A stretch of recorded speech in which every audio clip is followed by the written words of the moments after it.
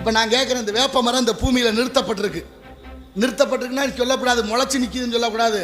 முளைச்சதான் வெட்டுறேன் மனிதன் சர்வ சாதாரணமாக, தெரியுதா இல்லையா? ஆனால் வேப்ப மரம் நிலையாக நம்ம பயன்படுத்துவதற்கு ஆட்டுக்குட்டிக்கு வெட்டி போடுறோம். ஏதாவது துயரம் வந்தால் வேப்பங்களையை பிடிக்கிட்டு போகிறோம். இந்த கொரோனா வந்தால் வேப்பங்களையும் மஞ்சளும் தேவைப்பட்டுச்சு. இப்போ வேப்ப மரம் நிலையாக நின்றதுக்கு யார் காரணம் சொல்லுங்க பார்ப்போம். யார் காரணம்?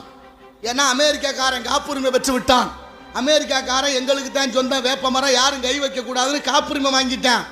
அதை போராடி கொண்டு வந்து நிறுத்தியவர் யார் தெரியுமா? 13 மாதங்கள் லண்டன் நீதிமன்றத்தில் வழக்கு தொடுத்து 13 பேர் சேர்ந்த ஒரு குழுவாக இருந்து, ஒருத்தர் வேப்ப இலை, ஒருத்தர் வேப்ப ஈக்கி, ஒருத்தர் வேப்பம் பழம், ஒருத்தர் வேப்பங்காய், ஒருத்தர் வேப்ப குச்சி, ஒருத்தர் வேப்பம் பட்டை, அத்தனையும் கையில் வச்சு வெள்ளைக்காரங்கள்ட்ட எடுத்து சொல்லி எங்களுக்கு உடையது, இதில் என்னென்னது இருக்கு அப்படின்னு கொண்டு வந்த அந்த ஆள் யார் தெரியுமா? அவர்தான் பெரிய தகப்பன் நம்மாழ்வார் என்ற வேளாண் விஞ்ஞானி.